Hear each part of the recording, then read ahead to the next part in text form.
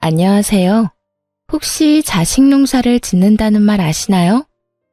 자식을 키우는 일을 농사에 빗대어 하는 말인 거 다들 아실 거예요. 그러면 어떤 자식들이 잘 큰 자식이라고 생각하세요? 오늘 이 질문의 대답과도 같은 사연글을 들려드릴까 싶어요. 저는 남편과 소개로 만났어요. 남편은 당시에 준 종합병원에서 일하는 의사였고, 저는 대기업에 취직해서 어느 정도 연차가 쌓인 경력자였어요. 대화를 해보니 서로가 맞는 면이 많고 부족한 점을 서로 보완해 줄 수 있다는 점 덕분에 연애 관계로 발전해서 결혼까지 올 수 있었어요. 그런 저희 연애의 가장 큰 걸림돌은 시댁이었어요. 정확하게 말하면 시모 때문이었죠. 시댁은 잘 사는 편으로 시부는 사람 좋은 인상에 싫은 소리를 잘하지 못하는 사교적인 사람이었어요. 그런데 시모는 시부와 정반대였어요. 성미가 괴팍하고 사람을 들들 볶는 면이 있다고 할까요? 자존심이 강하고 자신의 의견을 굽히지 않는 타입이었죠. 내가 자랑하는 건 아니지만 나는 자식 농사 하나는 잘 지었다고 생각하는 사람이야. 어딜 가서 의사 아들의 회계사 딸, 교수 사위 뒀다고 하면 다들 어떻게 자식들 그렇게 잘 키웠냐고 물어보거든.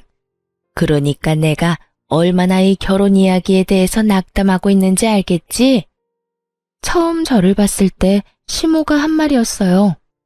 자식을 번듯이 키워낸 시모의 자부심이 가득한 말이었지만 그 이야기를 듣는 내내 기분이 나빴어요. 제가 급에 맞지 않다고 생각하는 것 자체가요. 엄마, 그만하세요. 제가 이 사람 좋아해서 만나는 거예요. 착하고 이해심도 많고 직업도 좋고. 전 이 사람 아니고는 결혼 안 할 겁니다. 착하고 이해심 많고 직업도 좋은 여자들보다 나는 우리 아들 내조나 잘해줄 좋은 집안 며느리를 원해. 동네에서 장산하는 그런 별 볼 일 없는 집안 자식 말고 내가 그 정도 원하는 게 욕심인 거니? 아들이 의사고 내 딸이 회계사인데 사람들은 수준이 맞는 사람들끼리 어울려야지. 네가 지금은 이렇게 콩깍지 때문에 죽고 못 사네 하겠지만 살아봐라. 내 말 틀린 거 하나 없을 거다. 아가씨가 뭐 하는 사람인지는 모르지만 이미 집안이 우리랑 급이 안 맞아. 결혼 승낙을 맡으러 간 자리에서 들어야 할 말은 아니었죠. 저희 부모님이 들으시면 당장 그만두라고 했을 말들을 들으면서도 저는 남편 하나만 믿고 결혼했어요. 게다가 결혼 허락을 맡으러 오기 1년 전에 아버지가 돌아가시고 유산으로 남긴 제 몫의 7천만 원 중에 이미 5천만 원을 남편이 개원하는데 빌려줬거든요. 어머니, 저희 부모님은 시골에서 음식점 하시지만 저는 수도권의 큰 대기업의 정규직으로 일해요. 연봉도 많고요. 그리고 저희가 절대로 헤어질 수 없는 이유가 있어요. 이 사람 이번에 개원 준비할 때 제가 돈 빌려줬거든요. 헤어지면 지금 당장 그 돈 돌려줘야 하는데 그러면 개원 미뤄야 할걸요? 개원 엄청 좋아하셨다고 들었는데 괜찮으세요? 대기업 연봉에 개원 자금까지 빌려줬다는 말이 시모의 마음을 간신히 돌려놓긴 했어요. 그때 시모의 표정을 잊을 수 없어요. 그 정도면 최소한의 도움은 되겠구나 싶은 표정. 기분이 개떡 같았지만 남편과 시부 때문에 참았어요. 그렇게 결혼하고 저는 무척 바쁘게 지냈어요. 내조를 원하는 시모를 생각하며 바쁘고 힘든 일정에도 남편의 건강과 식사에 신경을 썼죠. 그렇지만 결혼 1년 만에 아이를 가져 육아휴직을 쓴 뒤 다시 출근을 해야 했을 때는 정말 너무 시간이 없었어요. 정신도 없었고요. 애 키우는 부모들은 모두 잘 알 거예요. 애를 키우며 일을 한다는 게 얼마나 힘든지. 게다가 남편이 육아를 도와줄 수 없는 환경이라면 육아휴직 후 오랜만에 출근한 상황이라면 시간뿐만이 아니라 몸이 10개라도 부족하다는 걸요. 그래서 저도 시모에게 연락하는 일이 점점 뜸해졌어요. 그래도 일주일에 2번은 꼬박꼬박 연락했어요. 한 번은 시부에게, 한 번은 시모에게요. 두 분의 사이가 좋은 게 아니라서 그렇게 따로 연락을 드렸지만 그래도 며느리에게 연락 왔다는 말 정도는 하고 사는 줄 알았거든요. 그런데 시모는 그게 싫었던 모양이었어요. 제 생일에 남편이 양가 가족과 함께 식사를 하고 싶다고 했어요. 솔직히 불편한 마음이 더 컸죠. 사돈은 멀수록 좋다는 말도 있는데다가 동생이 로스쿨 졸업 후에 변호사 시험을 봤는데 첫 해에 떨어져 버렸거든요. 아마 밖에 나오는 것도 부담스러울 테고 다른 사람 입에 오르내리는 것도 싫을 거라고 생각했거든요. 남편은 그러면 양가 부모님만 모시고 제 생일 파티를 하자고 했어요. 그러면 두 가족이 모였는데 그때 시모가 밥 잘 먹는 저희 친정어머니에게 말을 꺼냈어요. 사부인도 마음이 영 불편하겠어요. 자식 농사 잘못 지으면 고생한다는데 아들이고 딸이고 얼마나 마음에 안 들겠어요. 아들은 변호사 시험에 떨어지고 딸은 시댁 어른들에게 최소한의 도리도 지키지 못하는 쭉정이고. 참 대단하시네요. 어떻게 그런 쭉정이를 다른 집에다 팔 수가 있어요? 나 같으면 부끄러워서라도 그렇게 못할 텐데. 한순간 숨이 멈춘 것처럼 조용해졌어요. 시모의 발언은 선을 넘어도 한참 넘은 말이었죠. 친정엄마의 얼굴이 새하얗게 질린 데다가 당황스러운 기색이 역력했어요. 저도 그 말 듣고 있다가 너무 놀라 시모에게 큰 소리를 내고 말았어요. 어머님, 그게 무슨 말씀이세요? 내가 틀린 말 했니? 네가 바쁘면 얼마나 바쁘다고 연락을 일주일에 한 번만 해? 어른들이랑 같이 사는 게 아니면 매일 전화하고 한 번 물어야 하는 건 당연한 도리 아니야. 그리고 내가 없는 말 한 것도 아니고 자식 농사 이따위로 지을 바에야 아예 자식을 안 낳는 게 좋지. 어머님, 그게 불만이시면 저한테 말하시면 되잖아요. 꼭 제 생일에 저희 친정 부모님 있는 곳에서 그런 말씀 하셔야겠어요. 그럼 언제 말하니? 네 잘못을 너희 어머니도 알아야 할 것 아니야. 그럼 네가 처음부터 잘하지 그랬어. 제대로 못한 건 너야. 그리고 너 어디서 두 눈 똑바로 뜨고 대드는 거야? 네가 그런다고 내가 무서워할 줄 아니? 시모는 자기 말이 틀림이 없다며 대놓고 저를 저격하며 화를 내기 시작하더군요. 아나무인이라는 말이 딱 맞는 상황이었죠. 저도 시모에게 당하고 있지만은 않았어요. 남을 비난하고 싶으면 적어도 본인에게는 비난받을 일이 없어야 하는 게 당연한 일이죠. 그렇지만 시모도 그리 결백한 사람은 아니었거든요. 어머님, 그러는 어머님은 할머님한테 매일 연락 안 하시잖아요. 제가 매번 할머님한테 전화드리면 할머님이 뭐라 하시는지 모르시죠? 며느리가 면회 한 번, 전화 한 번을 안 한다고 신세 한탄만 하세요. 그런 어머님이 저한테 며느리의 도리라는 걸 가르치신다고요? 제가 시조모를 들먹이자 그제야 시모 입이 뚝 멈추더군요. 시모와 시조모는 사이가 무척 안 좋거든요. 그 때문에 연락도 시부가 한다고 들었으니까요. 그렇게 연락의 중요성을 말씀하시는 분이 그 중요한 걸 안 하면서 저한테만 뭐라 하시는 건 좀 웃기다고 생각하지 않으세요? 그리고 제가 어머님보다야 훨 낫죠. 저는 최소한 일주일에 한 번은 연락하니까요. 1년 365일 연락은 아버님한테만 맡겨놓는 어머님보다는 훨씬 양호한 수준이잖아요. 안 그래요? 뭐? 지금 너 나 가르치는 거니? 나는 지금 너랑 나 사이의 도리를 알려주는 거야. 왜 갑자기 할머니를 끌고 와? 할머니 끌고 오면 네가 이길 줄 알아? 결국 분위기가 과열되자 시부가 중간에 끼어들었어요. 그만해. 당신 잘한 거 하나도 없어. 며느리가 바쁜 거 다 알잖아. 남편 내조하느라 애 혼자 보느라 일까지 하면서 돈까지 벌어주느라 그런 며느리 몸 상한 곳 없나 물어보지는 못할 망정 전화를 안 했다고 이 난리를 피워? 마음을 좀 곱게 써. 쓸데없는 보석들한테만 관심 쏟지 말고 며느리랑 우리 부모님한테도 관심 좀 주라는 말이야. 그리고 전화통화는 할 말이 있을 때만 하면 되는 거지. 똑같은 말 주고받을 거면 굳이 왜 해? 당신은 왜 나한테만 큰 소리예요? 남들에게 싫은 소리 못하는 시부였지만 시모에게만은 그렇게 싫은 소리를 잘하더군요. 결국 분위기가 완전히 엉망이 되고 자리는 어정쩡하게 파했죠. 친정엄마는 기분이 확 상해서 울면서 집에 가셨고 남편은 제 눈치만 보기 바빴어요.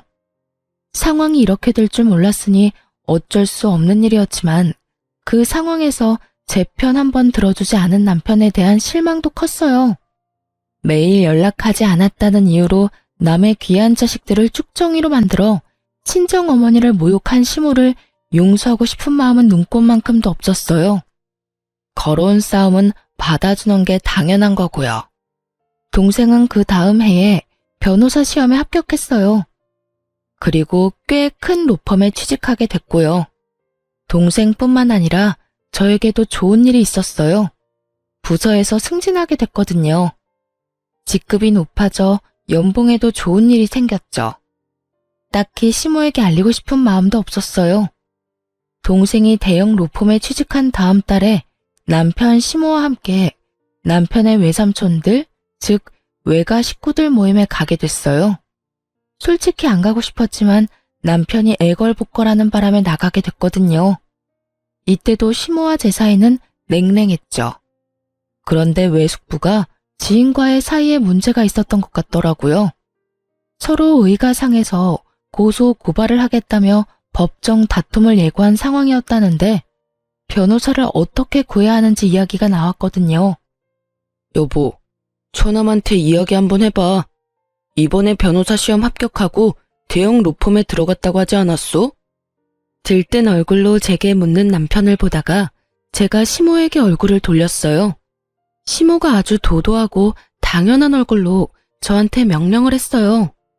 그래, 사돈 총각한테 이야기해보거라. 오빠, 걱정하지 마. 내가 다 해결해 줄게. 이런 일은 전문가한테 맡기는 게 좋아. 내 인맥이면 해결 못할 게 없지. 저는 어이가 없었죠.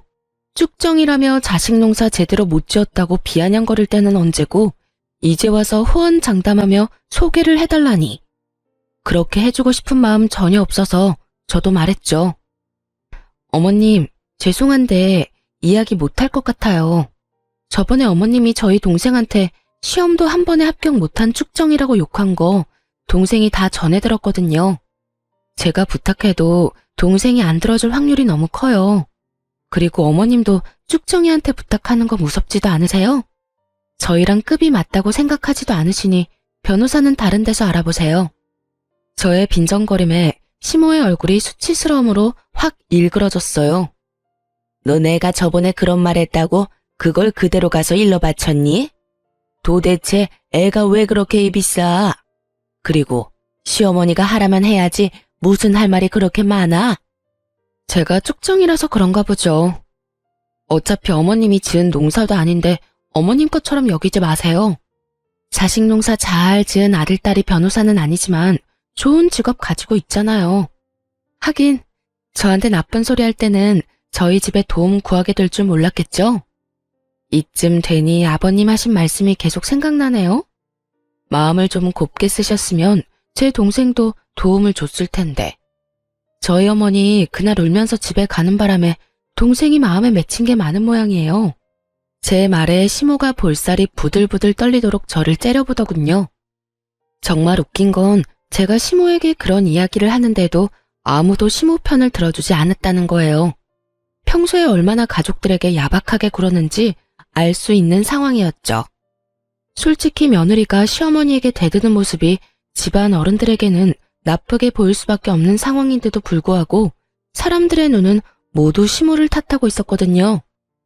야, 너 정말 사돈한테 그런 식으로 이야기를 했어? 너 정말 어떡하려고 그래? 이 오빠가 얘기하지 않더냐? 사람이 인심이 없고 성미가 괴팍하면 행동거지 말이라도 조심해야 한다고. 너 언젠간 네가 한 행동 고스란히 돌려받을 때가 올 거라고 내가 이야기했지? 어휴, 동네 창피해서 원. 오빠는 누구 편이야? 아니, 급이 맞아야 이야기를 할 거 아니야, 급이. 솔직히 우리 집안에 대볼 수 있는 집안이기나 해. 시골에서 장사하는 사람들. 나는 우리 아들이 이런 애보다 더 좋은 며느리 데려올 수 있을 거라고 생각했어. 그래서 내가 그런 말 한 거지. 그리고 틀린 말도 아니잖아. 며느리 꼴랑 대기업 다니는 거 가지고 그거 아무나 다 다녀. 뭐 그렇게 내세울 거 있다고? 대기업을 누가 아무나 다녀? 너 진짜 그 콧대가 한도 끝도 없이 높아져서 어떡하려고 그러냐? 애들 일이고 이미 결혼했어. 그러면 너도 마음 놓고 후덕한 시어머니 노릇을 해야지. 아우 시끄러워. 잔소리 좀 그만해요. 너희들 볼일 끝났으니까 집으로 돌아가. 시모가 영 그 자리에 있기 불편했는지 저희 보고 나가라고 하더군요. 저보다 시모가 더 불편한 자리였던 것 같더라고요. 그렇게 시모와 헤어지고는 더 이상 연락을 하지 않았어요. 남편에게 단단히 일렀거든요. 시부가 하는 것처럼 앞으로 시어머니와의 대화는 남편이 무조건 책임지고 하라고요. 남편은 제 눈치를 보며 알겠다고 고개를 끄덕였어요. 솔직히 남편 탓이 아니라는 걸 알지만 그래도 실망스러운 건 어쩔 수 없잖아요. 저와 친정 편을 들어주지는 못해도 시모를 말려줄 수는 있을 텐데 그것마저 못하는 남편을 믿고 있을 수만은 없더라고요. 어쨌든 외가 가족들 앞에서 못된 시어머니로 찍힌 시모는 더 이상 저한테 연락을 강요하지는 않았어요. 솔직히 마음은 편했죠. 이렇게 평생 얼굴 안 보고 살면 좋았을 텐데. 그런데 딱히 인생이라는 게 제 마음대로 되지는 않는 거더라고요. 저희의 문제가 아닌 다른 문제로 시모와 다시 연락하게 될 상황이 발생했죠. 저희 결혼 6년 차에 시모가 시부의 내연녀에 대해 알게 됐거든요. 사실 징후가 없었던 건 아니었어요. 시부는 사람 좋은 모습을 하고 있지만 유독 시모에게만은 하고 싶은 말 다 하면서 짜증내는 면이 있었거든요. 신경질적이고 사람을 아래로 보는 그런 시모의 행동이 사람 좋고 둥글게 사는 시부에게는 좋게 보이지 않았던 거라고 생각해요. 그래서 두 분이 싸우는 일이 잦았던 거죠. 솔직히 며느리로 있으면서 두 사람이 서로 크게 간섭하지 않는다는 느낌을 받았거든요. 그리고 시부의 마음이 이해가 안 가는 것도 아니었으니까요. 저도 시모에게 당해본 일이 있으니까 두 사람 사이가 나쁘더라도 그러려니 했죠. 그런데 시부가 다른 여자와 사귀고 있던 걸 시모가 알게 됐어요. 알게 된 계기는 심플하면서도 충격적이었죠. 시모가 자주 연락하는 보험 설계사가 있어요. 그 사람을 시모가 자신의 중학교 동창한테 소개시켜줬거든요. 그런데 그 보험 설계사가 시모에게 폭탄 같은 소식을 전한 거였어요. 바로 그 동창의 생일날 고급 호텔의 비싼 명품 주얼리까지 애인에게 선물 받았다는 걸 알려줬거든요. 저희 시모는 딱 두 가지 좋아하는 게 있었어요.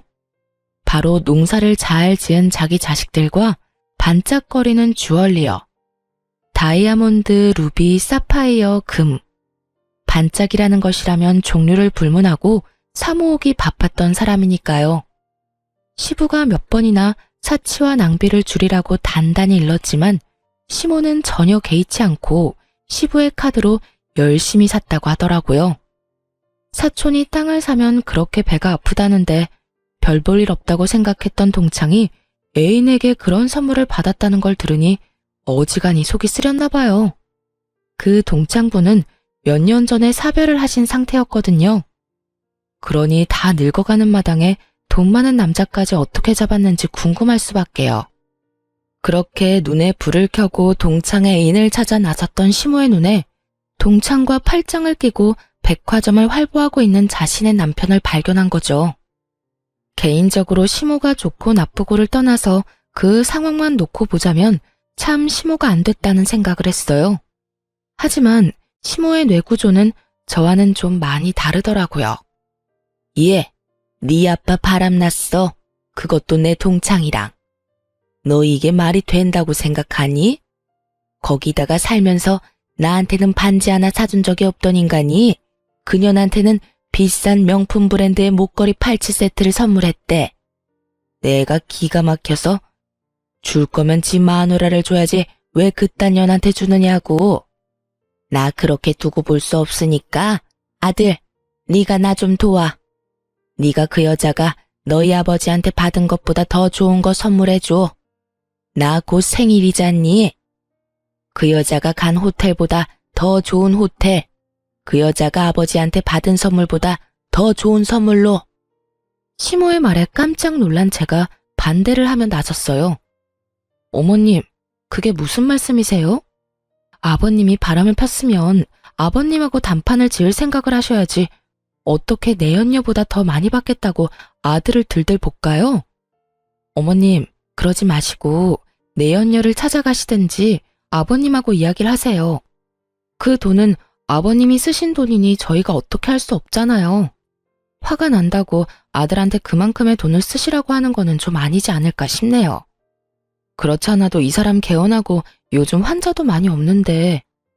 너 지금 그게 나한테 할 말이니? 내가 자식을 왜 키웠는데? 이런 일이 있을 때 너희가 나를 도와줘야 하는 게 당연한 거 아니니? 정말 어이가 없어서. 넌 내가 그 동창년이랑 네 시아버지한테 이런 수모를 당해야 한다고 생각하는 거니? 비루하게? 난 그렇게 못해. 내가 왜 그렇게 살아? 난 그년이 받은 것보다 더 많이 받을 거야. 남편이 주든 아들이 주든 누가 주든 뭔 상관이야? 내가 그년보다 돋보이면 될 일인데. 시모가 우기고 있었지만 저는 당연히 남편이 거절할 거라고 생각했어요. 저야 월급쟁이지만 남편은 아니잖아요. 의료라는 거창한 타이틀이 붙긴 했지만 그것도 서비스업이란 말이죠. 환자가 있어야 돈을 버는 법인데 지금 남편 병원이 그렇게 좋은 상황이 아니었거든요. 당신, 나 좀 봐. 설마 어머님 말씀하자는 대로 하는 건 아니지? 어? 그럼. 설마 그런 거 다 어떻게 맞춰드려? 그냥 조금 달래드리면 될 거야. 그 큰 돈이 어디서 내가 그걸 해줘? 그렇지? 어머님 상심한 건 알겠는데 그렇다고 그걸 돈으로 풀려고 하면 안 되지. 그것도 아들 돈이잖아. 대신 당신이 나중에 어머니 달래드리고 아버님이랑 얘기 한번 해봐. 집안 이렇게 난리가 나서야 되겠어? 어떻게든 안정시켜야지. 아버님이 잘못하셨지만 한쪽 이야기만 들어가서 모르는 거고. 당연히 여기서 이야기가 다 끝난 줄 알았어요. 시모에게 줄 수 없다고 거절의 말을 건네고 그것이 끝이라고 생각했죠. 그런데 시모 생일이 지난 다음 날, 시모가 카톡 프로필 사진에 엄청나게 화려한 생일 파티 사진을 올렸더라고요. 활짝 웃고 있는 시모가 몸에 걸치고 있던 장신구들은 아무것도 모르는 제가 봐도 엄청나게 비싸 보이는 물건들이었어요. 놀란 제가 남편에게 전화를 했어요. 어머님 카톡에 올라온 사진 봤어? 그거 뭐야? 혹시 당신이 해드린 거야? 그거 그렇게 비싼 건 아니야. 엄마가 울면서 나한테 매달리잖아. 그래서 내가 해드렸어. 당신이 무슨 돈이 있어서? 당신이랑 같이 모은 돈 있잖아. 야, 그게 어떻게 같이 모은 돈이야? 그거 우리 아버지 유산 남은 거잖아. 미친 거 아니야? 그 돈이 어떤 돈인데 그 돈을 써? 벌써 쓴 걸 어떡해? 그리고 넌 우리 엄마한테 그 돈 쓰는 게 그렇게 아까워? 엄마 울고불고 아버지한테 배신당해서 힘든데 그거 하나 못 해주냐고. 이게 어디 헛소리야? 돈 쓰고 싶으면 네 돈을 써야지. 그리고 막말로 아버님이 바람 피워서 힘드신 거야? 아니잖아. 아버지 내연녀가 비싼 거 받으니까 그것 때문에 화나신 거지. 하긴 누가 뭐 때문에 화내든 내 알 바 아니지. 돈 다시 돌려놔. 안 돌려주면 나 절대로 가만히 있진 않을 거야. 한 달 내로 통장 잔고 원상복구 해놔. 제 명의로 된 통장에서 돈을 어떻게 뺀 건지 알고 나서부터는 이혼을 해야 하나 심각히 고민하게 됐어요. 제가 자는 동안 지문으로 제 폰 열고 들어가서 이체시켰더라고요. 이틀에 걸쳐서. 이체 내역 문자로 날아온 거는 다 삭제시키는 치밀함까지. 부부 사이라도 범죄는 범죄잖아요. 그런데 더 웃긴 일이 생겼어요. 제게 사과 한 번 안 하던 남편놈이 시모와 함께 제 눈치를 살살 보며 저를 찾아왔더군요. 그러고는 저를 부엌으로 슬쩍 데리고 가더니 말하더라고요. 여보, 나 당신한테 할 이야기가 있는데. 2천만 원 못 갚겠다는 이야기 할 거면 나가.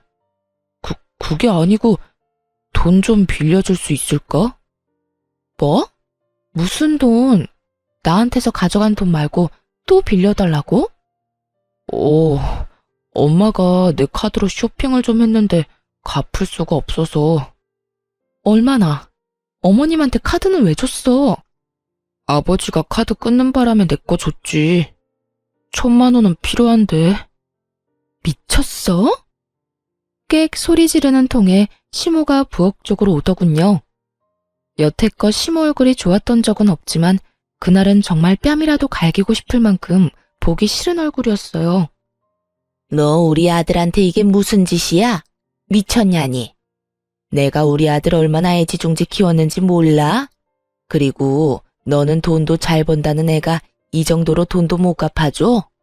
언제는 나더러 대단한 인재인 것처럼 말하더니 너도 별 볼 일 없는 애였네. 어머님, 지금 이 사람이 갖다 쓴 돈이 얼마인지 알고는 있으세요?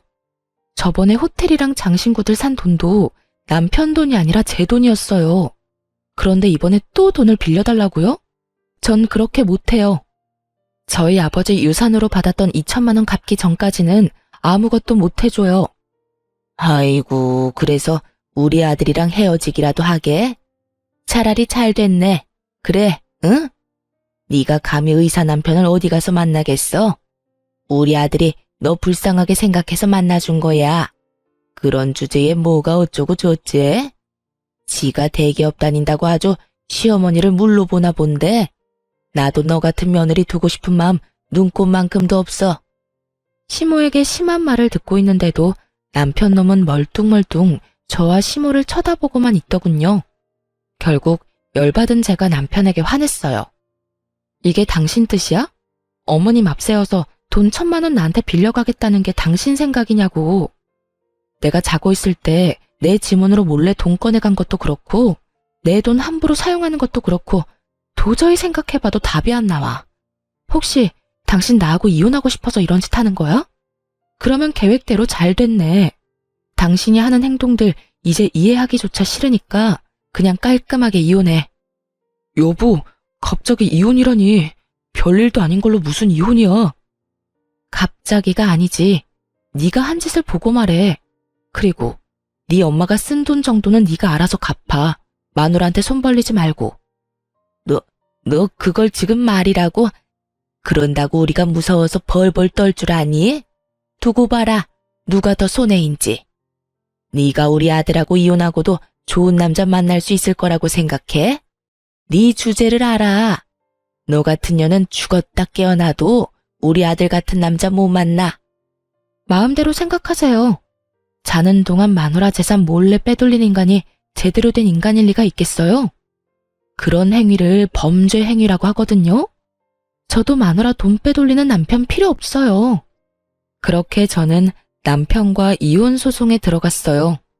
그리고 소송이 진행되면서 저는 부채 관계를 명확히 하기 위해 남편에게 결혼 전에 빌려준 개원자금 5천만 원과 시모 생일에 몰래 쓴 2천만 원을 돌려달라고 했어요. 그런데 남편은 이혼 소송을 하고 있는 와중에도 무례하게 찾아와 저를 설득하려 했었어요. 여보, 당신이 좀 이해해줘. 내가 돈 그렇게 쓴 거는 미안해.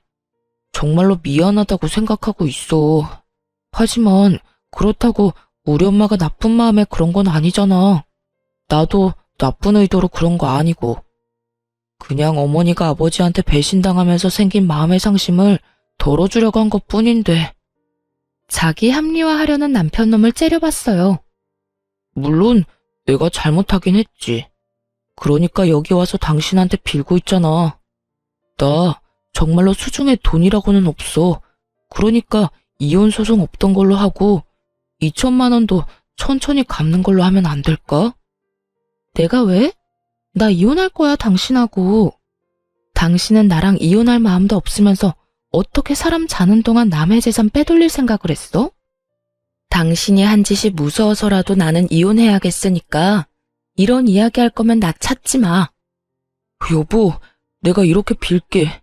다시 생각해봐, 응? 저는 절대로 이혼을 번복할 생각이 없었어요. 남편보다도 시모 때문에요. 시모가 시부와 싸우고 저희 집에 들어왔거든요. 저는 남편과 이혼 소송 시작하면서 친정으로 거처를 옮긴 상황이었고요. 제 이혼의 중요한 한 축을 담당하는 시모와 어떻게 같이 살 수 있겠어요? 다시 생각을 왜 해? 내가 다시 생각하면 지금 그 집 들어가서 시모 모시면서 살아야 되는 거 내가 모를 줄 알아? 나는 시모 통장 노릇은 둘째치고 시어머니 수발까지 들고 싶은 마음은 요만큼도 없어. 그러니까 나 설득하려고 하지 마. 여보, 나 진짜 안 좋은 상황이야. 병원은 계속 적자고. 어머니 씀씀이는 날이 갈수록 커지고 있어. 이런 상황에 당신한테 7천만 원에 우리 사는 집까지 나누고 하면 정말 남는 거 단 하나도 없다고. 돈이 왜 없어? 당신 진짜 웃기네. 집에 얼마 전에 가득 들어오지 않았어? 그게 무슨 말이야? 아무것도 모르는 듯 반문하는 남편에게 저는 아주 좋은 정보를 하나 알려줬어요. 시모를 엿먹일 수 있는 아주 좋은 정보. 당신 어머님이 가득 모아놓은 주얼리들 있잖아. 그거 다 팔면 못해도 몇 천만 원은 훌쩍 넘어. 몰랐구나? 제 말에 남편 눈빛이 반짝 빛나더군요. 돈 없으면 그거라도 팔아서 주면 되잖아. 어차피 돈 쓴 건 어머님이니까 어머님이 갚아야 하지 않겠어? 근데 그거 얌전히 주시려나 모르겠네. 친아들 마냥 아끼고 있으니. 이 정도 말하면 알아들었을 거라고 생각했어요.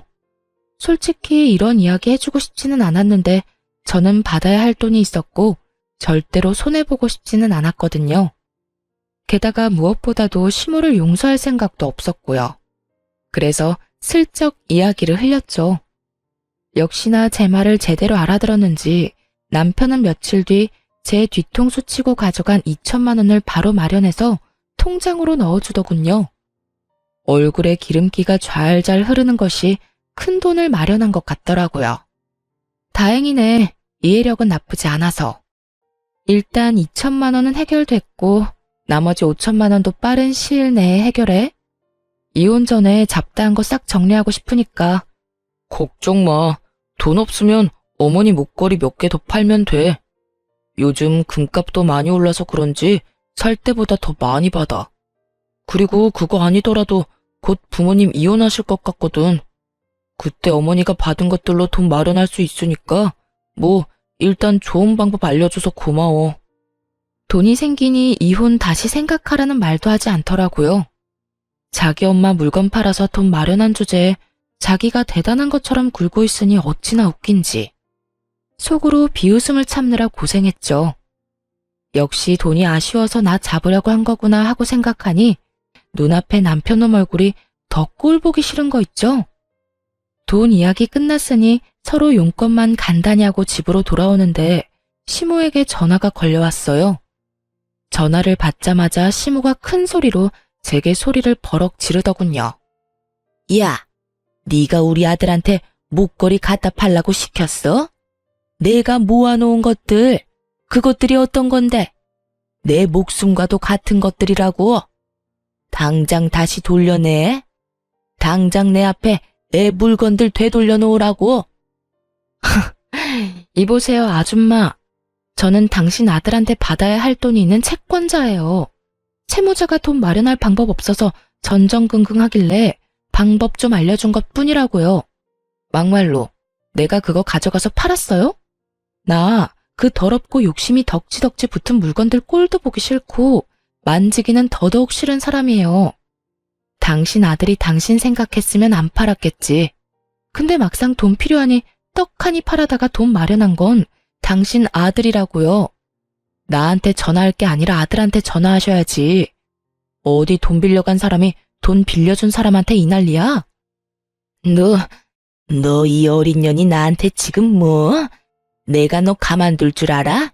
대한민국의 얼굴 못 들고 다니게 만들어줄 거야. 멀쩡한 얼굴로 직장에 못 다니도록 만들어줄 거라고. 어이가 없어서. 어디 잘해보세요. 그럼 나도 법적으로 해결할 테니까. 그리고 당신이 뭔데 나를 가만 안 둬? 나 막말로 이제 당신 며느리 아니거든? 그런 갑질 하고 싶으면 당신 자식들한테나 해. 그리고 어디 가서 자식 농사 잘 지었다고 말하지 말고요. 자식을 얼마나 잘 키웠으면 엄마가 목숨보다 사랑하는 장신구 갖다 팔아서 돈을 마련하는 아들이 됐을까? 하긴 그 나물에 그 밥이라고. 다 같은 그릇에 담겨 있는데 다를 리가 있을까 싶네요. 다시 생각해도 웃기네. 자식 농사. 남 욕하면서 깎아내리기 전에 아줌마 집구석이나 잘 간수해요. 자는 동안 마누라 지문으로 몰래 돈이나 털어가는 도둑놈 새끼 길러낸 주제에 자식 농사는 무슨. 그 집 농사 다 망했네요. 마누라뿐만이 아니라 농부까지 잡아먹으려고 하는 거 보니 제 말에 시모는 곧 넘어갈 것처럼 꺽꺽대며 숨을 크게 몰아쉬더군요. 너 이런 짓 하고도 내가 아주 자기 분노를 이기지 못하고 괴물처럼 괴성을 내지르는 시모의 목소리에 저는 콧방귀나 꼈죠. 그렇게 사자가 달린 직업 가진 자식 자랑하면서 우리 집더러 급이 많니 안 많니 헛소리 짓거리던 시모가 결국 그 자랑스러워하던 자식에게 뒤통수를 거하게 맞았으니 얼마나 웃긴 일이에요. 남의 돈으로 상대방에게 과시하면서 즐거운 시간 보낼 때는 자기도 피해자가 될 거라는 생각은 한 번도 해본 적 없었을 거예요. 그렇지만 남편놈 보세요. 코너에 몰리니 부모고 뭐고 못 알아보고 자식이 돼서 부모가 말도 안 되는 짓 저지르면 말릴 생각을 해야지 거기에 편승해서 후회할 짓을 하는 게 말이 되나요? 어쨌든 저야 돈 받았고 그 다음 5천만 원은 결혼 전에 써둔 차용증이 있으니 받을 수 있을 거라 기대하고 있었어요. 뭐 남편도 돈 없으면 이번에도 시모 재산 팔거나 개인 신용대출 받아서 줄 것 같아서 걱정 안 했어요. 그렇게 남편과 이혼 소송이 끝났어요. 아직 어린아이의 양육권과 친권은 당연히 제가 가져오게 됐고 이 이혼이 시모의 행동과 남편의 손버릇 때문이었으니 제가 위자료를 받게 됐어요. 그런데 제 이혼이 확정된 시기에 시모도 시부와 이혼하게 됐어요. 전 남편이 시모가 받을 재산 분할에 아주 신경을 바짝 쓰고 있더군요. 그거 결정돼서 나오면 저한테 5천만 원과 위자료 주고 깔끔하게 헤어지자고요. 부모 돈을 자기 돈처럼 생각하는 놈을 보니 얼마나 웃기던지. 그런데 희희낙낙 아주 즐거운 시간을 보내던 전 남편이 몇 달 뒤에 그늘이 한껏 드리워진 얼굴로 저를 찾았어요. 그리고는 제 앞에서 또 무릎을 꿇고 빌더라고요. 여보, 돈 조금만 더 늦게 마련해주면 안 될까? 지금 상황이 크게 좋지가 않아서. 그건 당신이 알아서 해야 할 일이지. 돈 갚을 수 있다면서 호언장담할 땐 언제고 이제 와서 이래? 분명히 부모님 이혼하면 돈 생긴다고 하지 않았어? 그런데 갑자기 왜 돈을 못 갚겠다는 건데? 위자료는? 양육비는? 안 되면 분할 납부라도 해. 나도 일이 이렇게 될 줄 몰랐으니까 그러지. 아버지 재산이 좀 있는 데다가 아버지가 바람 피워서 이혼하는 거라 당연히 엄마한테 재산 분할돼서 올 거라고 생각했지. 그걸로 당연히 급한 내 사정부터 해결하려고 했고. 그런데 아버지 재산의 대부분이 없어졌더라고. 상간녀 앞으로 아버지가 벌써 오래전에 옮겨놨던 거야. 게다가 더 웃긴 건 뭔지 알아? 우리 엄마가 아버지 카드로 사들인 주얼리 있지? 그거 귀금속들도 재산 분할 대상에 들어가더라고. 결국 엄마가 가진 귀금속들 때문에 도리어 재산 분할에서 엄마가 불리해지더라고. 그렇게 많이 사모았는지 몰랐어. 그래서 지금 우리 엄마한테 남은 거라고는 지금 사는 집 전세금 일부 정도고 그거라도 남기려면 엄마가 가진 물건들 팔아서 아버지에게 도리어 돈을 더 줘야 할 판이야. 더 환장할 일은 아버지가 이혼 사유로 그 귀금속 사들이는 데 든 돈과 엄마 낭비벽을 콕 집어 말하는 바람에 위자료도 원하는 만큼 못 받게 됐다는 거야. 남 보기에 부끄러워서 이거 어디 가서 하소연하지도 못해. 솔직하게 말하자면 시부모의 이혼이 시모에게 좋은 방향으로 돌아갈 거라고는 생각 안 했어요. 시부에게 불리한 상황이지만 그만큼 시모의 낭비벽도 대단했으니까요. 그래서 처음부터 남편 계획대로 될 것 같지는 않더라고요. 그런데 머리를 쥐어뜯으며 짜증을 삭이며 말하는 전 남편을 보니 솔직히 어이가 없더군요. 자기 이혼 위자료와 부채를 해결하려고 시모를 이용하려고 한 놈이 시모가 받을 돈이 많지 않다는 걸 알고서 짜증을 내다니. 그래서 지금 당신 부모님 이혼이 당신 생각대로 되지 않아서 내 돈을 못 갚겠다는 이야기야? 당신이나 당신 어머니나 똑같네? 당신이 쓴 돈이야. 그럼 당신이 갚아야지. 그걸 어머니 재산에서 빼내려고 하는 거 보니 참 기도 안 차네. 어머니 돈이 당신 돈이라고 생각하는 건 아니지? 당신 어머님도 이런 자식 두고 어디 가서 자식 농사 잘 지었다고 말하기 곤란하겠네. 나 같으면 엄마 낭비벽부터 잡을 거야. 어차피 당신 어머님이랑 지낼 거 아니야? 두 눈 뜨고 코 베이지 말고. 어머님이 당신 사정 봐주는 줄 알아? 당신이 어머님 사정 안 봐주는 것처럼 어머님도 똑같은 생각할 거라고는 생각 안 해봤어? 어머님이 무슨 생각하는지 내 눈에는 이렇게 훤한데. 분명히 이혼해서 졌다고 생각하고 있겠지. 그러면 어떻게 될 것 같아? 나라면 전처한테 와서 애언을 할 게 아니라 너네 엄마 고삐부터 쪼아댈 거야. 분명히 그 내연녀한테 졌다고 생각하고 또 엄청난 사치 낭비하면서 다른 사람들한테 과시하려고 할 테니까. 당신은 자식이면서 그런 것도 몰라? 제 말을 들은 남편이 푹 숙이고 있던 얼굴을 번쩍 들더군요. 그 눈빛에 고인 불안함을 보니 본인도 감이 온 것 같더라고요. 내연녀가 생일에 고급 호텔에 비싼 주얼리를 받았다는 이유로 아들을 들들 볶아서 2천만 원을 개어내게 만드는 엄마인데 이혼해서 졌는데 가만히 있겠어요? 절대로 가만히 있을 위인이 아니죠. 거기까지 생각이 미쳤는지 그제야 전 남편은 제게 인사도 없이 헐레벌떡 뛰어가더군요. 저런 인간이 어떻게 의사가 됐는진 모르겠지만 이거 하나는 확실했어요. 시어머니가 자식 농사는 참 조져놨다는 거요. 그러고서는 얼마 안 돼서 남편이 저한테 5천만 원을 보냈더군요. 어떻게 이렇게 빨리 돈을 마련해 봤더니 돈도 안 되고 적자만 나던 병원을 팔았더라고요.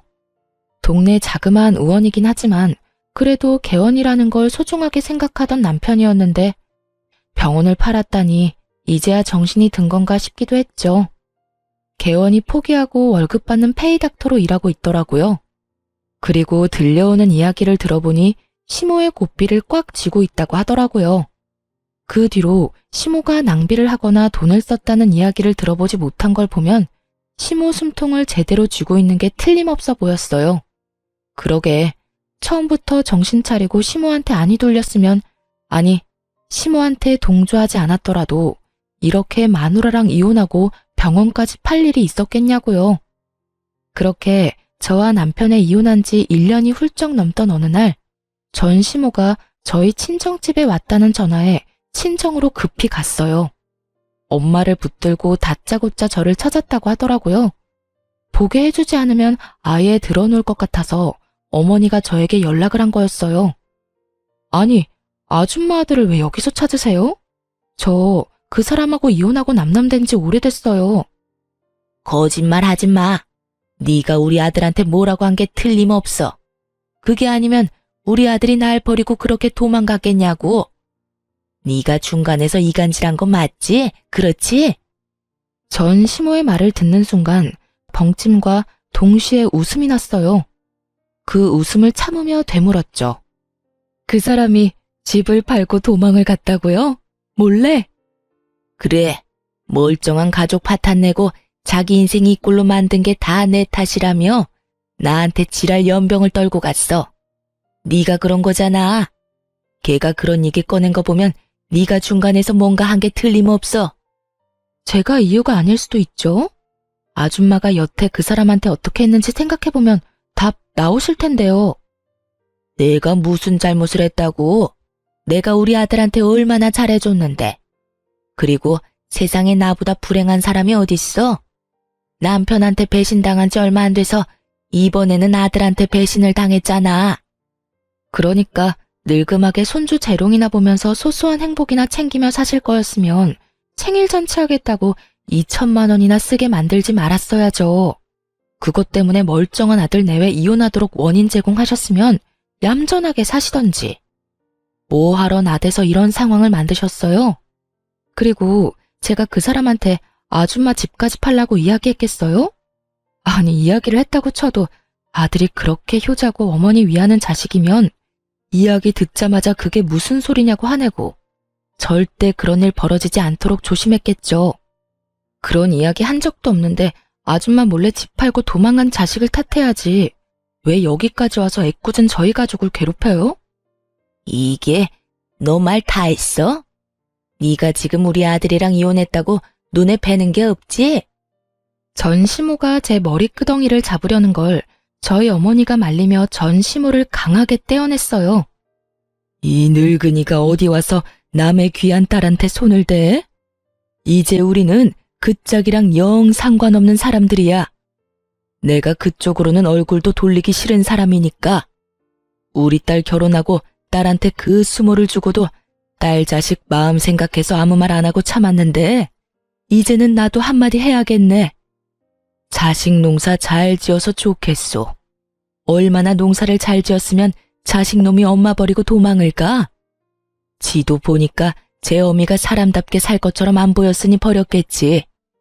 자식놈한테 빌부터 쓰잘데기 없이 돈이나 펑펑 쓰면서 자식 등골 빨아쳐먹는 어미나 그런 어미 몰래 집 팔고 폐물 팔아서 도망가는 아들이나 아주 똑같은 것들이야.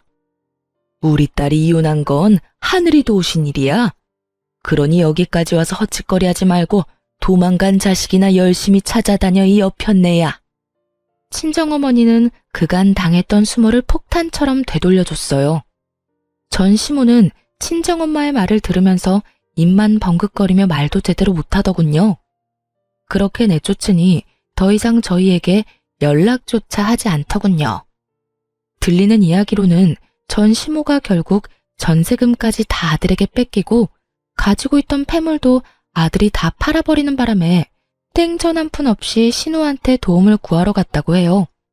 그런데 신우가 그런 시모를 곱게 볼 리는 없죠. 아버지랑 이혼하면서 재산 찢어진 것도 화가 날 일인데 그나마 분할받은 재산도 지키지 못하고 아들한테 다 갖다 바쳤다면서 왜 자기한테는 돈 한 푼 물려주지 않았냐고 말이죠. 시모가 신우가 힘들어할 때마다 돈을 조금씩 마련해서 줬다는 걸 저도 잘 알고 있었는데 이제와 돈 없고 백 없으니 구박을 하며 못 살게 구는 것이 참 자식들이 왜 저리 컸나 싶더군요. 솔직히 신우 이야기 듣는데 아주 섬뜩하더라고요. 제 자식은 그런 인간들로 키우지는 말아야지 싶었어요. 자식 농사 잘했다며 자랑하던 시모는 결국 신우 집에서도 쫓겨나서 시모의 큰오라버니 집에서 겨우 몸만 의탁하며 지내고 있다고 하더군요. 이혼하고 재혼은 생각하지 않고 있어요.